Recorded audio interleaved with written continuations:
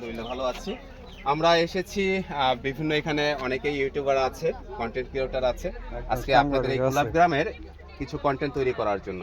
আপনি তো এই বাগানের মালিক পক্ষ, আপনার নাম কি?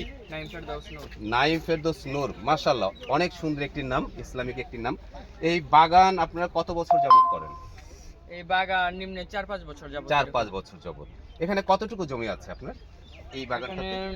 21 ডিসিমেল জমি আছে। 21 ডিসিমেল জমি। 21 ডিসিমেল জমিতে প্রতি বছর কত টাকা আনুমানিক একটা খরচ হয় এই ফুলের বাগানটা করতে?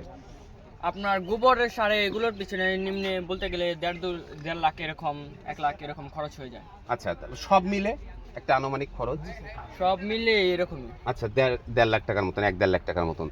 এই বছর আবহাওয়া যে ভালো একটি পরিবেশ দেখা যাচ্ছে আমাদের বাংলাদেশের শীত মৌসুম, এবং শীত মৌসুমে সময়ে এই ফুলগুলো ফোটা শুরু হয়। এখন অনেক সুন্দর ফুল ফুটেছে, আপনার বাগানে দেখতে পাচ্ছি যে অনেক সুন্দর ফুল ফুটেছে, অনেক ফুল ফুটেছে।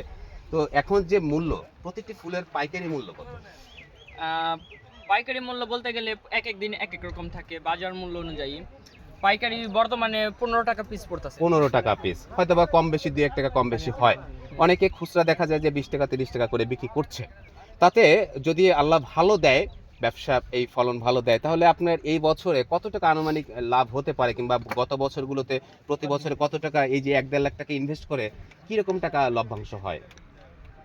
আপনার বলতে গেলে প্রতি বছরই আমাদের আনুমানিক 3-4 লাখ এরকম। 3-4 লাখ টাকার মতন। আলহামদুলিল্লাহ, অনেক ভালো একটি উদ্যোগ নিয়েছেন। এবং যারা বিভিন্ন, আমি পূর্বে বলেছি, চাকরির পিছনে অনেকেই ঘুরেন, চাকরির দ্বারা দ্বারে ঘুরে বছরের পর বছর ঘুরেও কিন্তু চাকরি পাচ্ছেন না। আসুন আমরা এইভাবে সকল উদ্যোক্তাদের মতন উদ্যোগ নেই এবং নিজেরাই স্বনির্ভর হই, নিজের পায়ে দাঁড়াই এবং স্বনির্ভর বাংলাদেশ গঠনে নিজেরাই উদ্যোগ নিয়ে উদ্যোক্তা হয়ে এভাবেই দেশ গঠনে নিয়োজিত থাকি।